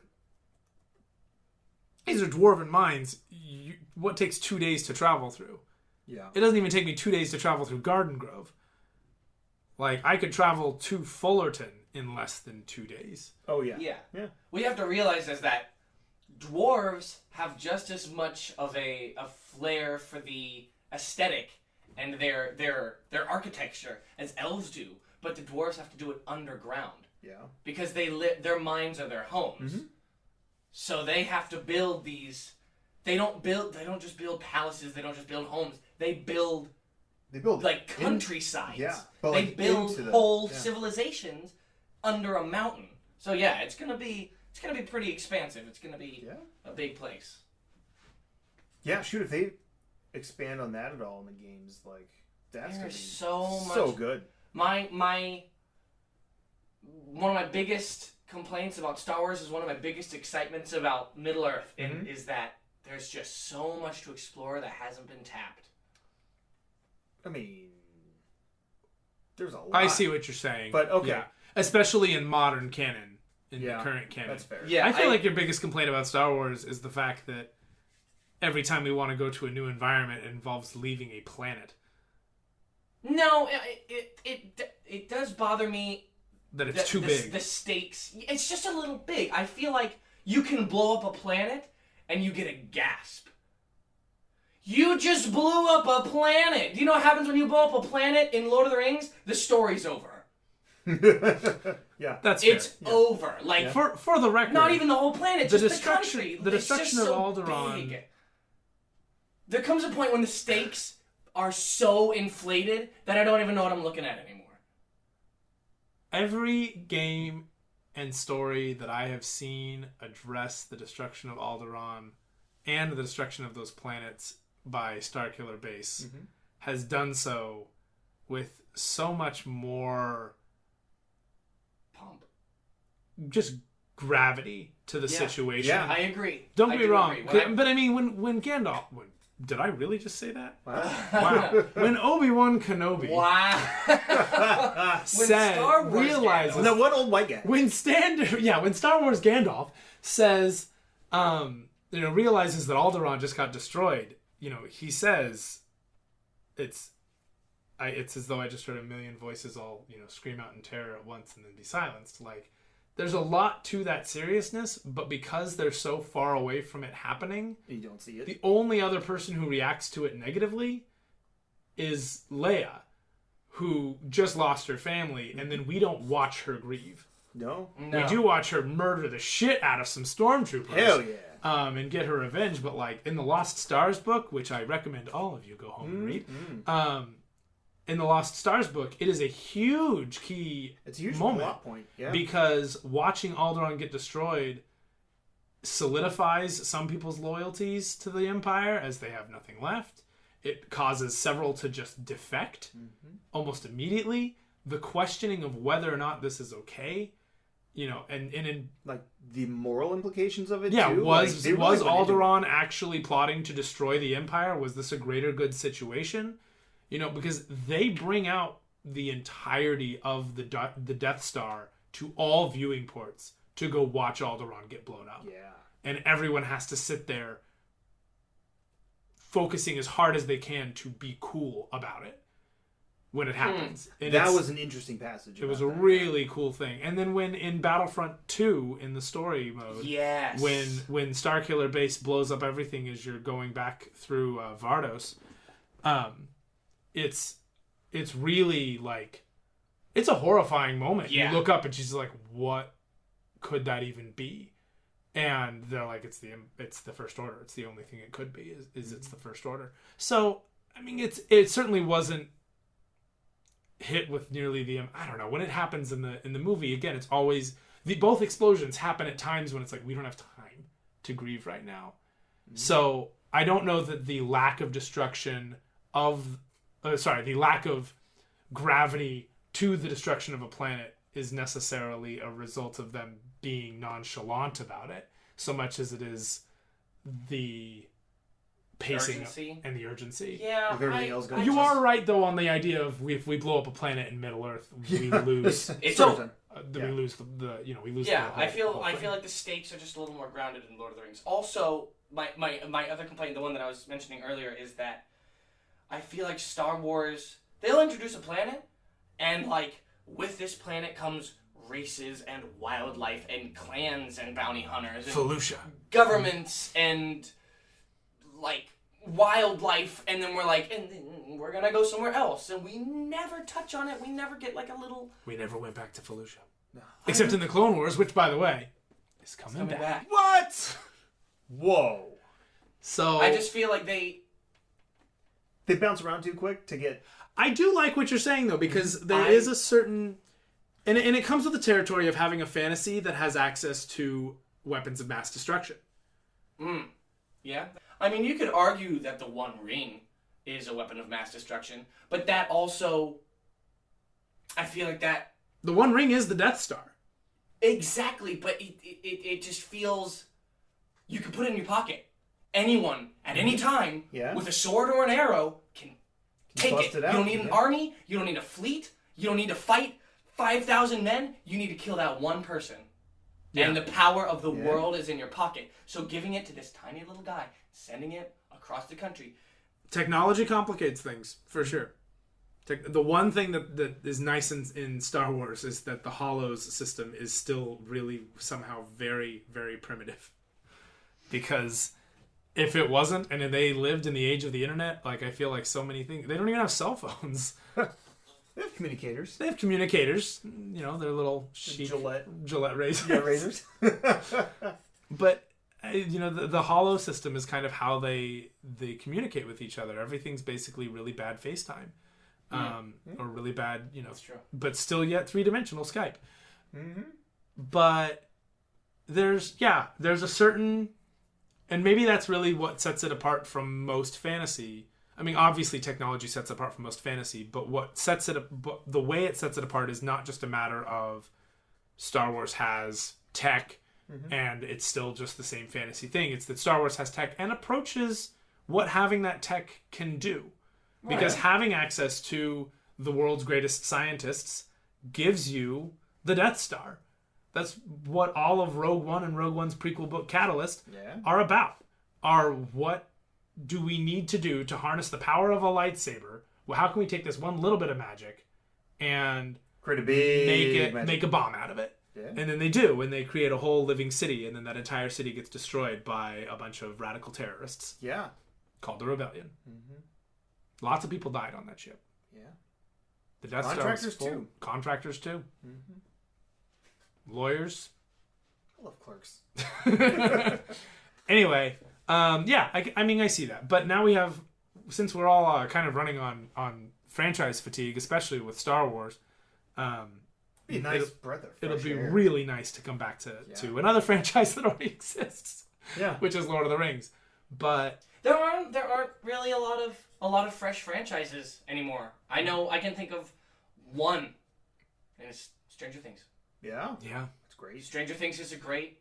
It's a great franchise filled with tons of homages to existing franchises. But at the same time, I watched Stranger Things season 3, and 2 of my favorite films of all time are Jurassic Park and The Terminator.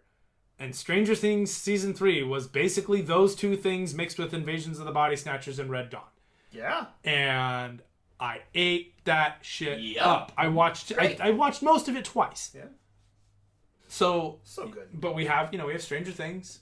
And it's like, I mean, why go back to something when we can explore something further? It's nice to kind of go to where else. It's nice to have professional fan fiction writers. Yeah. Yep. You know, sometimes it works really well. Sometimes you get the cursed child. Yeah. But that's another podcast. Mm-hmm. But that's pretty much this week, right? Yeah. We got Gollum and Lord of the Rings, the TV series. Sorry for those of you that are getting a little excited. Production is supposed to start in 2020.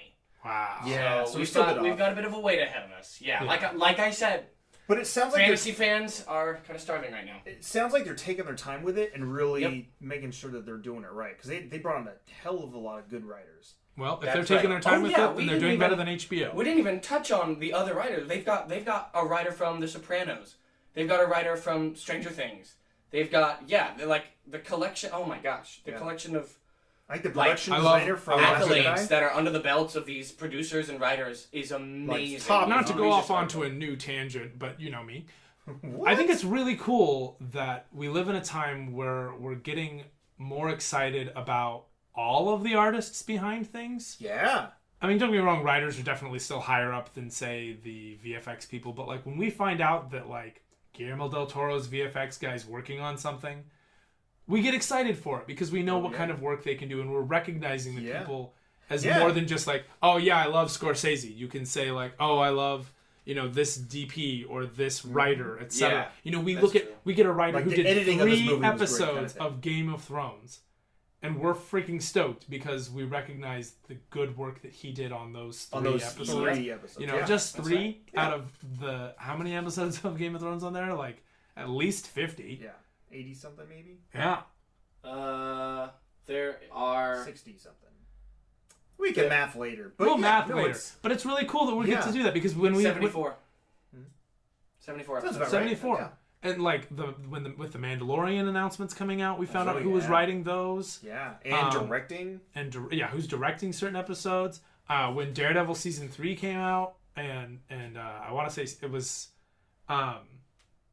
Lucy Liu directed an episode of one of the Marvel series. I think she directed an episode of and I think she did an episode of Luke Cage too. I think she might have, maybe. Yeah. But like we see more and more, these people coming on here, and it's exciting. Yeah.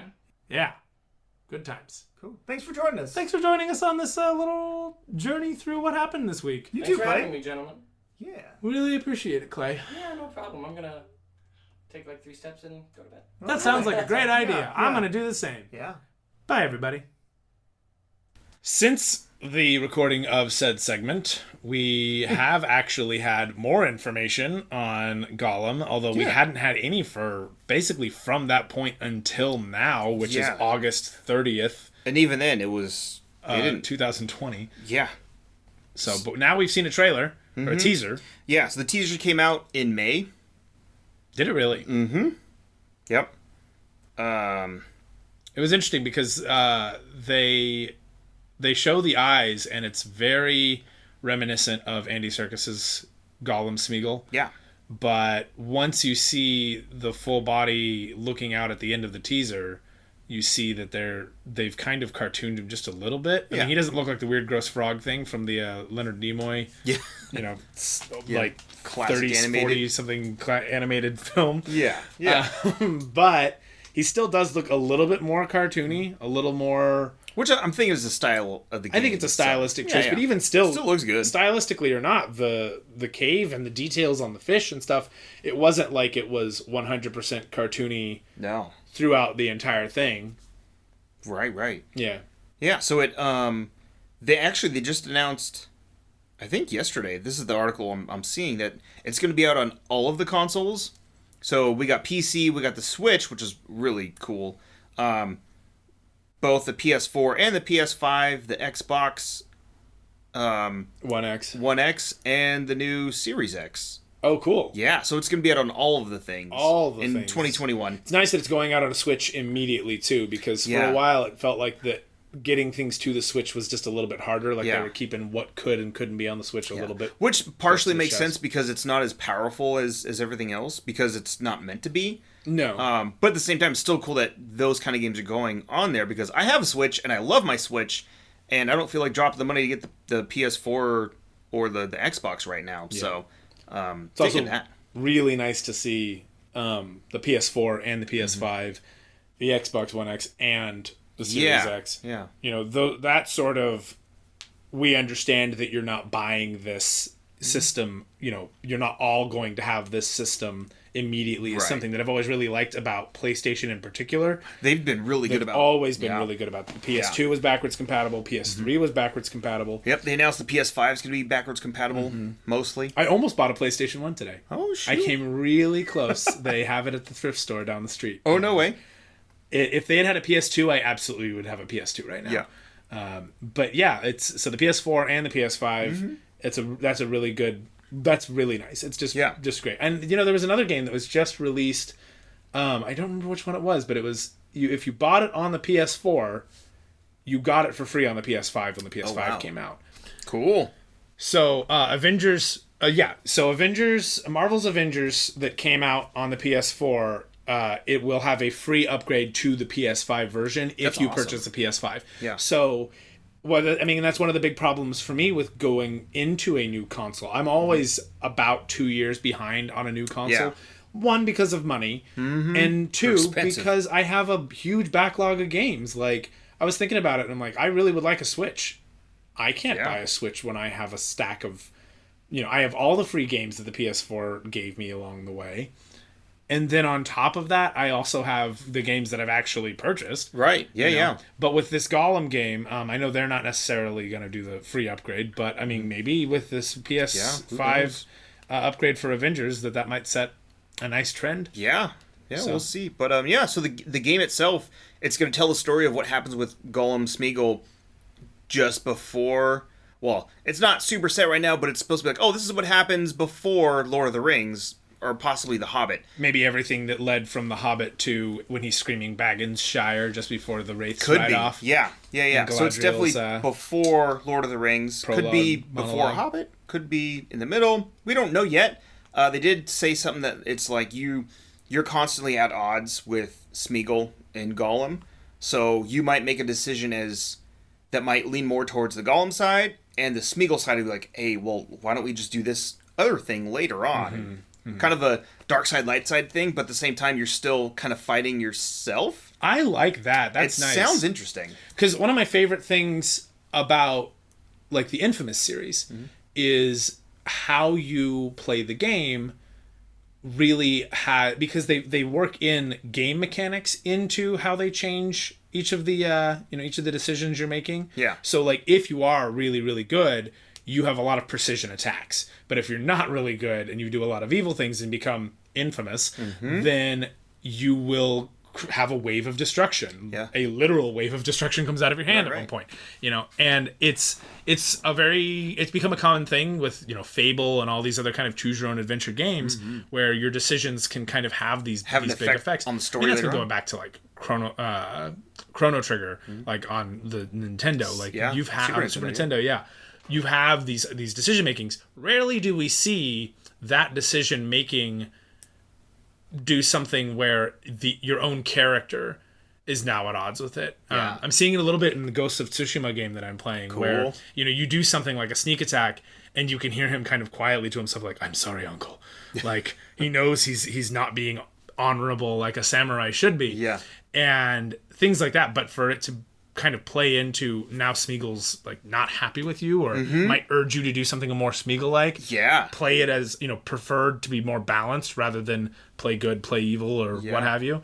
Because it makes for such good replayability, and I rarely ever play games more than once. I've played the Infamous game 3 times at least. That's the same thing with me and Metz Republic. Like, you can go fully dark side, you can go fully light side, you can go like right in the middle, but then depending on what you choose at what point in the game, dark side or light side, you can always come back to either or whatever side's going on, but still like that kind of thing still kind of affects the story and the details you get on different characters you interact with. Yeah, and again, like every other character might be like, yeah, you're kind of freaking me out, you scare me, or they run from you, or they just expect bad things from you, or they expect good things of you, and they get mad when you don't fulfill their expectations. Right. But Smeagol and Gollum are always together. Yep.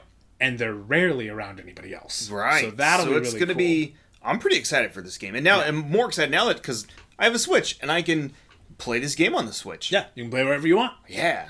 You're playing with switchable power. Oh, yeah. Anyway. So that's... Back to us talking again.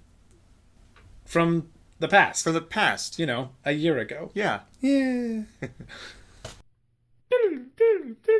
Okay, and we're back. Thanks, Clay. So, okay, Brian, I have one more thing I want to do with you, which is going to waste some time, but I need you to answer some questions for me. Okay. We are going to find out which C.O. Bibble quote is Yes. Okay. I'm here for this. So, Seo Bibble, who is the governor of Naboo, and he's not their queen, but apparently still has the ability to yell at the queen. I don't actually know what Seo Bibble's job is. No, I don't think they know either, but he's just so convincing. He's so convincing. You must contact me. There's lots of great Seo Bibble quotes. I don't know why I have this weird affinity for him lately. And then he showed up in the Amidala book, and I was super excited about it. Yeah.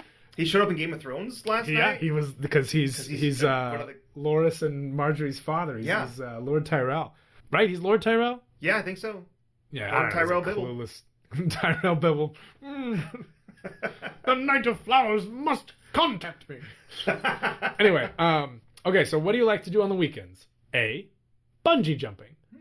B, volunteer at a local organization. Go to a park and silently judge everyone. Not talk to anyone.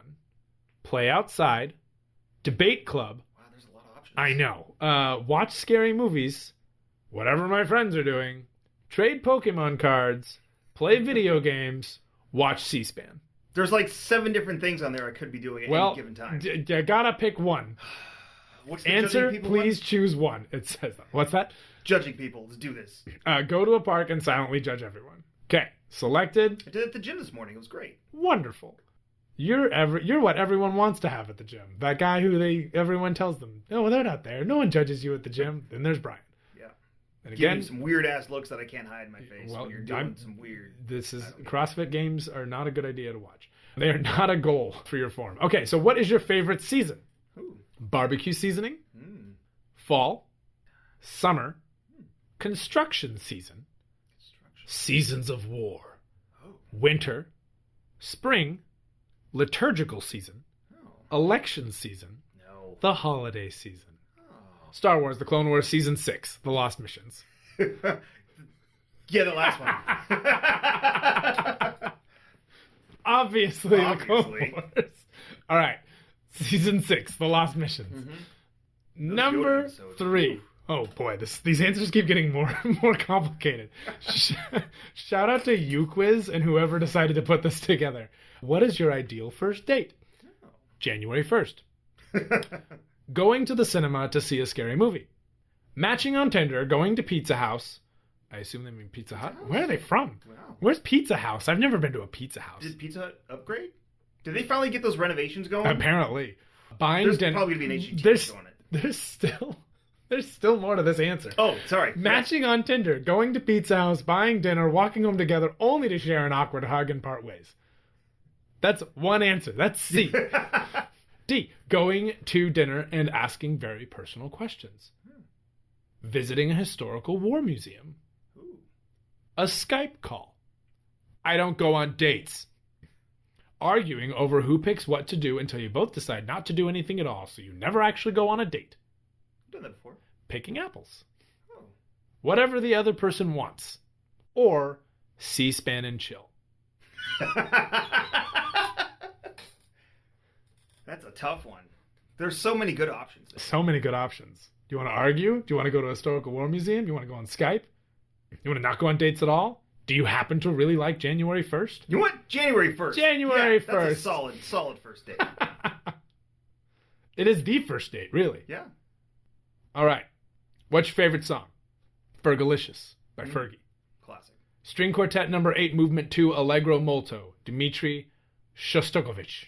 Was that the remix, or was that just the OG recording? I honestly, I think they're specifically referring to the remix. Original? No. Oh, the remix. Not a remix is a bad word. Can we please call it a cover? That's what it is. Okay, that's fair. Story of My Life by One Direction. Week by AJR.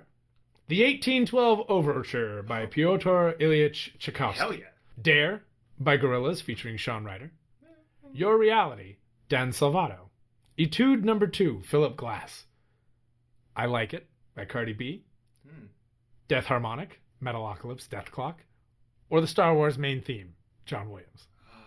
I'm pretty sure I can take a guess which one you immediately wanted to go with. Death Clock. I mean, just that the laser beams going everywhere. Like, with the orchestra too, it's a classic. What would you take with you to a desert island? A broken walkie-talkie. Nothing. A walkie-talkie. A shovel to dig your grave. 1930s war movies. There's no mention in this on how to play them, but apparently you might just want your VHS collection there. Yeah. Wait, war movies. It's probably on reel to reel. Anyway, an airplane. Yeah. Lego Star Wars: The Complete Saga. Star Wars action figures. A bunch of friends. A crossbow, or a box of matches. Probably an airplane. I can't fly it, but... An airplane! Yeah. Hooray, who needs a runway? No. The island's only 7 feet long. The only real ship you need is friendship. Anyway, friendship. What is your favorite video game? Number 1, PictoChat. F-Zero GX. Civilization, Call to Power. Okay. Flappy Bird. Remember Flappy Bird? Remember when Flappy Bird was a thing? Vaguely. Yeah, I didn't even get a chance to download it because the guy went crazy and took it off the internet before it even became a thing. Call of Duty 4, Modern Warfare. Cuphead. I don't play video games. The Force Unleashed 2, but for the DS. Kahoot. Because do you know what Kahoot is? No. It's like one of those weird interactive things that you can create a quiz for your class and they can take it by vote of what it is. It's an educational classroom tool. Mortal Kombat or Leap Pad Ultimate. Do you know what leapfrogs are? Yeah. Okay, yeah. good. No, we're gonna go with that one. It's that Leap Pad Ultimate, obviously. Yeah. I love learning. Mm-hmm. All right. Our next question is, what is your favorite candy? Almond Joy, Jawbreakers, Sour Patch Kids. I'll eat any candy. I don't eat candy. Circus Peanut. Oh, Circus Peanuts. Circus Peanuts are gross. No, they're talking about those weird, squishy Circus Peanut things. Yeah, no. F that. Anyway, candy cigarettes. Wow. Fun Dip. Candy Corn. Three Musketeers. Snickers. If you say candy corn, I'm leaving this podcast forever. No, did you not see my post earlier? No. And related news. 3 steps to eating candy. Yeah. Toss it out and then eat some Reese's peanut butter cups. Uh-huh. Yeah. Yeah, so it's that one. Let's go with I don't eat candy. You don't eat candy? Okay. Not for this quiz. Okay, that's fair. All right. Our next question. God, there's so many answers. What's your favorite sports team? I don't like sports. Ashton Eaton, Olympic decathlon. Oh. Dale Earnhardt, NASCAR. Rip. I like every team. Green Bay Packers. I like all music answer. I do like. Oh no, I don't. I'm not really into that. 2008 Detroit Lions NFL football. Whereas Packers, you just only got Packers. Well, Detroit Lions was specifically the 2008 lineup. Let's go pull out our copy of Madden 09 and see what minor league baseball. Hope College Flying Dutchman NCAA Division III football. Oh. USA Shooting. Olympic Skeet. New York Knicks, NBA basketball, or FC Barcelona, La Liga soccer. Yeah, you have to pick one of them. Let's do soccer. Not. What the decathlon one because they do throwy events. Ashton Eaton throwing things. Brian throws things sometimes. Used to. No, I mean you do now. I live with you. You're constantly throwing shit. Mm-hmm. He's a very angry man. I'm just kidding. All right, what is your favorite Star Wars title? Star Wars: The Clone Wars. Episode 3, Revenge of... Why don't we go in order? Episode 3, Revenge of the Sith. Bounce it around. I mean, I guess we're still technically... Tarantino stats. Star Wars Knights of the Old Republic 2, Sith Lords. I like everything. Lego Star Wars: The Complete Saga. Star Wars Battlefront 2. We're going to assume that they are referring to the original Star Wars Battlefront 2 with Galactic Conquest. Oh, that's so good. That being said, the current one with... They just put Felucia in the current one. Oh, yeah. They just and Clone Commandos. They have this thing. It's not Galactic Conquest. It's called something else. Cut it. Anyway, it's great, and it takes hours if you don't get through everything. And that snarky droid robot is so mean. And I like playing as droids because the droidicas are like race cars with guns. Mm-hmm. But I can't remember what it's called. It's not Imperial Assault either. I'll get it eventually. Star Wars Invasion. Oh, classic. Angry Birds Star Wars 2. Star Wars Galaxy Magazine 13. The Jedi. Star Wars Episode 2, Attack of the Clones. Star Wars Episode 1, The Phantom Menace. You don't even get the original trilogy in this list. We're going to go with Phantom Menace. Phantom Menace. Okay. Next question. How many questions are on this I think there's 10. Oh, God. 10 of 10. What's your favorite number? Anything but 10. The square root of 2. 56.4 million. Okay. 10. 7, 666. Okay. 1812 4 0 13 or 10,000. Ooh, 10,000. Okay, 10,000. Big money, big money, big money. Big money. Let's see what you got. And your quote is, "Our only hope is for the Senate to side with us. Senator Palpatine needs your help. You idiot." You answered, "Go to the park and judge everyone. Star Wars Clone Wars at Season 6 Lost Mission. January 1st. Death Harmonic. In Airplane. Leap Pad Ultimate. Yeah. I Don't Eat Candy. Olympic Decathlon. Star Wars The Phantom Menace. And 10,000. And all that was to lead to that disappointing quote. No, you must contact me. No, a lack of, what is it? Whatever contact could only mean one thing. Invasion. You know what's the best part about all that? All these people listening to us at home. You poor schmucks. Suckers. I recently downloaded an image of him saying, like, no contact could only mean, or no, break in, like, stopping all communications could only mean one thing. Invasion. Specifically for if in my dating life someone decides to ghost me. Then I can just send that and just be like, yeah, I sure showed you. I'm entertained. Shut up. Anyway, that's pretty much everything that's happened in Geek World this week, right? Last couple of weeks, I think, give or take. I mean, we have the Spider-Man thing, comics. DC's got good stuff like going on, but it's a nice slow burn. Yeah. Pokemans is getting geared up. Yeah. We got a new trailer for Lost in Space. Yeah, we do. Which I haven't seen Comes yet. out on Christmas. Oh, I'm so excited. If you guys haven't watched Lost in Space on Netflix, go do it now. Give it a shot. Seriously. Like, you'll at first be like, what are they doing with this show? Especially if you loved Lost in Space as a kid because you're apparently an old man. Sorry, old men who like Lost in Space. I did too. It's cool. I hope I didn't offend anybody. Anyway, yeah, we got that coming out, and then Big Mouth 3 season 3 just came out. It's pretty solid. Yeah. There's a new Picard trailer. Oh! I haven't watched it yet, but and we didn't talk about Picard on our Comic-Con episode. Nope. So Picard's coming out. Jerry Ryan was in the first trailer. Yeah. I don't know what's in the second trailer, but I'm willing to watch it because I am still a little on the fence because I just don't like the idea of paying for a channel that I've gotten for free my entire life. CBS. Yeah. What of that? CBS. Especially when it's like, I have CBS. I have the channel CBS. Yeah. Why are you going to make me pay for, like, extra CBS when your regular CBS... Like, when your flagship for, like, hey, you should buy our streaming service is Big Bang Theory. Like, what are you doing? Like, my options are Big Bang Theory or Star Trek. You're not selling me good product here. It's like, hey, would you like this delicious moist chocolate cake? Because I'm serving it with candy corn. Like, no, F you. Get out of here. Yeah. Candy corn. You're that guy who put popcorn on his cakes. Big Bang Theory is candy corn. It is. It's candy corn. If you like Big Bang Theory, good for you. You know, hey, I'm glad you found something you like. But I'm not really... you know, it is kind of funny, but it's not funny for the reasons it should be. No. The first couple seasons were okay, and then after that, it's just... The girls on there are hilarious. Dude, the girls on there are the best part of that show. Yeah, they should have just been them the whole time. Which is so funny because I hated Blossom when I was a kid. Oh. But she's like my favorite character on that show. Yeah. Her and Penny. Not Penny. What's the... Bernadette? Bernadette. Yeah, I like Bernadette. Penny's annoying. Anyways. What are you reading right now, Brian? That's right, everybody. It's that time to close this bitch down. It's going to take us 20 minutes. As usual. Yeah, no, basically just the X-Men and Carnage books. That's it? For the most part, yeah.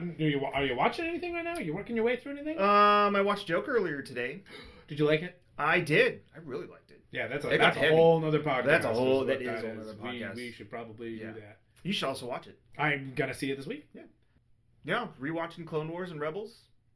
Yeah, you watched a few of those the other day. I was there for that. Yeah. I'm really excited for when you get to Admiral Thrawn because I just finished that Thrawn book. Just did today. You got Thrawn today? I didn't realize it was today. You bastard. You're supposed to tell me these things. Yeah, you know what? Are you watching it on DVD? No. I'm just going to pull your DVDs. Yeah, just do that. They're out there. Yeah. You also we had good finds at Amoeba yesterday, too. Yeah. Yeah, I found Clone Wars Blu-rays that I've been looking for a while. Which is cool because you had actually mentioned it like 2 weeks ago. Like, oh, when we go to the Game of Thrones concert, we got to go by Amoeba because I want to see if they have Clone Wars on Blu-ray. Yeah, I'm looking for seasons 4 and 5, and I found 4. So I'm just missing 5. Yeah, that's super cool. Do you have Lost Missions on Blu-ray? Yep.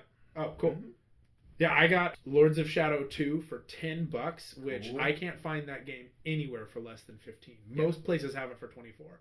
And I assume it is because it came out at the end of the PS3's kind of reign when the PS4 was coming out, so there's just less copies. Yeah. That's the only explanation I can think of, because most games are do 20 or less. Unless you're a Nintendo game, in which case you stay $50 to $60 forever. Yeah. You can't even buy you can't even buy like an old Mario Party for like less than $40 still. No. I was at GameStop earlier today. I've been waiting for Skyward Sword, like Legend of Zelda Skyward Sword, to drop in price. Yeah, good luck. It's never dropped in price. Nope. Like I've just, I don't buy a whole lot of games at full price, but I guess if we're this many years in and a Wii game 2 consoles ago is still going for that, that means I also have to buy that Wii Motion Plus. Do you have a Wii Motion Plus? No, but the new controllers have that built in. Oh, well, I think. Yeah, so I gotta check and see. Your Yoshi controller. Maybe. Yeah, actually.